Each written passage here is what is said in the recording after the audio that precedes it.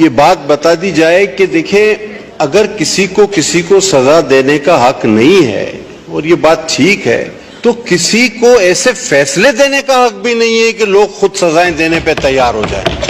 یہ آپ بھی جانتے ہیں, میں بھی جانتا ہوں, یہ ایوان بھی جانتا ہے کہ کچھ ایسی چیزیں ہیں جن پر ہم اپنے جذبات پر قابو نہیں رکھ پاتے اور یہ مسئلہ اس میں سر فہرست ہے.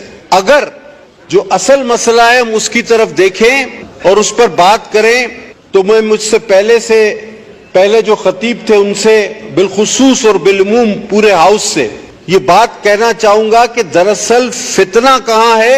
فتنہ ہیومن رائٹس کے نام پر, انسانی حقوق کے نام پر مغرب سے پھیلایا جاتا ہے.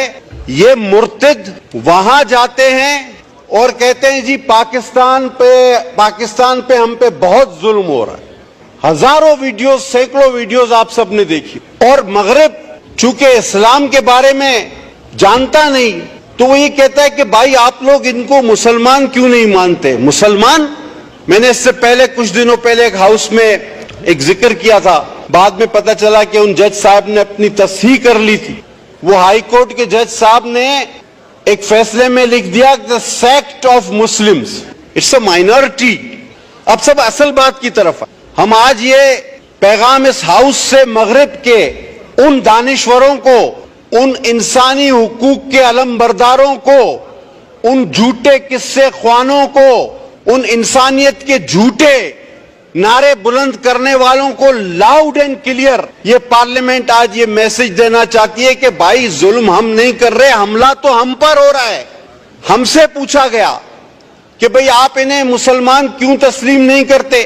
ہم نے کہا بھائی بات سنو, یہودی حضرت موسیٰ کو مانتے ہیں, تورات کو مانتے ہیں, وہ یہودی ہیں ٹھیک ہے, لیکن اگر وہ ساتھ ساتھ حضرت عیسیٰ کو بھی ماننا شروع کر دیں تو کیا وہ یہودی رہیں گے؟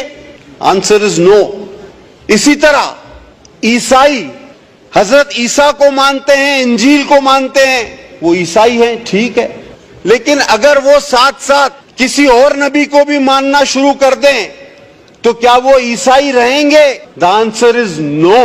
وہ بھائی اسی طرح اگر یہ منافق اپنے آپ کو مسلمان کہتے ہیں اور میرے آقا محمد صلی اللہ علیہ وسلم کی علاوہ کسی کو نبی مانتے ہیں تو یہ کبھی بھی مسلمان نہیں ہو سکتے, یہ کبھی بھی مسلمان نہیں ہو سکتے.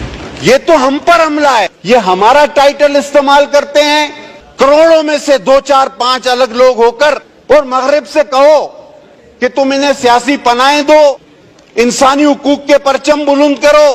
ایک سی ڈی کی کاپی رائٹ ہو جاتی ہے کسی فلم کی تو قانون لاگو ہو جاتا ہے. کاپی رائٹ کو بہت بڑا جرم بنا کے پیش کیا جاتا ہے.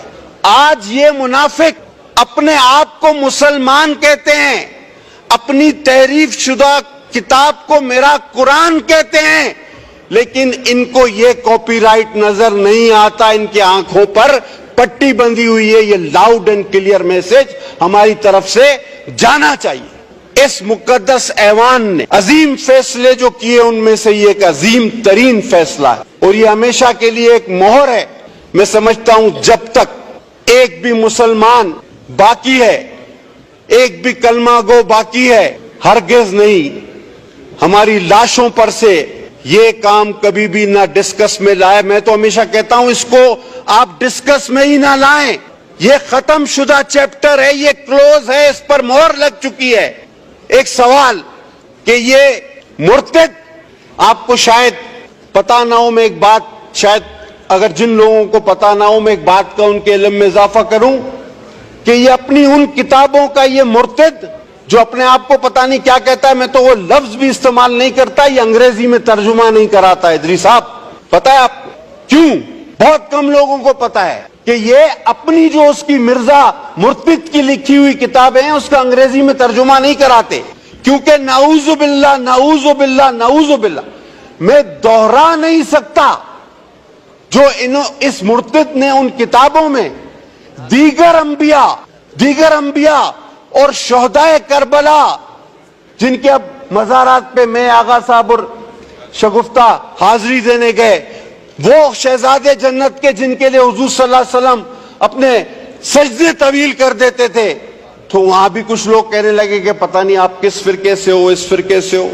فتوے نہ دیں، لیکن میں چاہتا ہوں ایسا ماحول بھی پیدا نہ کریں کہ ہم مسلمانوں کی سب سے بڑی دولت ہمارا ایمان اور آقا نامدار خاتم النبیین پر ایمان ہے. وہ خاتم النبیین ہے حضرت محمد مصطفیٰ صلی اللہ علیہ وسلم. آخری نبی تھے، ہیں اور رہیں گے جب تک بھی ایک مسلمان باقی ہے، اس کی سانس میں سانس باقی ہے. نہ اس مسئلے کو چھیڑا جائے، نہ اس موضوع کو چھیڑا جائے. اگر پھر خون خرابہ ہوا، لا منسٹر صاحب آپ نے بہت اچھی بات کی، لیکن ساتھ ساتھ ان ججوں کو بتائیں کہ یہ فتنہ تم پیدا کر رہے ہو، ایسے فیصلے دے کے ہم نہیں. یہ فتنے نہیں ہونے چاہیے، یہاں تک تو میں آپ کے ساتھ ہوں، لیکن فتنہ پیدا کرنے والے کو کتنی بڑی سزا ملے گی ایک بار پھر ماشاءاللہ کھڑے ہو کر یہ بھی بتا دیجئے کہ جو اس 25 کروڑ عوام میں فتنہ پیدا کرتا ہے، جو پتہ نہیں کتنی لاکھوں میں تنخواہیں لے کر اس قوم کو اپنی قلم کے ذریعے اس آگ میں جھونکنا چاہتا ہے، ہمارے ایمانوں پر ضرب لگانا چاہتا ہے، ہمارے جذبات پر کھیلنا چاہتا ہے، اس کو کتنی بڑی سزا ہم دینے جا رہے ہیں یہ بھی پتہ ہونا چاہیے. جی لہذا میں سر اسپیکر صاحب آپ سے درخواست کروں گا، میں 10 بز میں اپنے بھائیوں سے اپیل کروں گا، کوئی کمیٹی نہ بناؤ. میرا آقا آخری نبی ہے، میرا ایمان ہے، ہم سب کا ایمان ہے. اس مسئلے کو دوبارہ پیچیدہ اور ڈسکس کرنے کی کوئی ضرورت نہیں.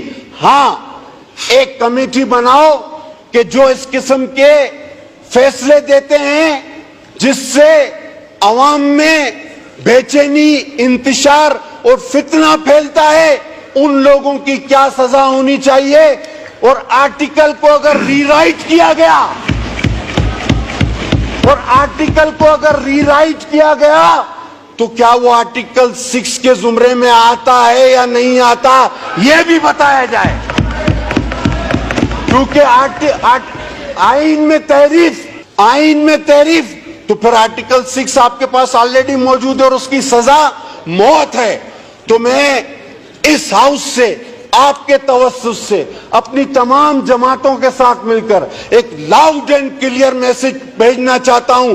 چاہے کتنا ہی لمبا کالا کوٹ آپ پہن لو، چاہے کتنے ہی لوگوں کو آپ نے پھانسی پر چڑھا دیا ہو، آپ ہمارے ایمان پر حملہ مت کرو، ہمارے ایمان پر خدا کے واسطے حملہ مت کرو. حضرت محمد مصطفیٰ صلی اللہ علیہ وسلم کی جو شان ہے وہ ہمیشہ رہے گی، تم کچھ نہیں کر سکتے.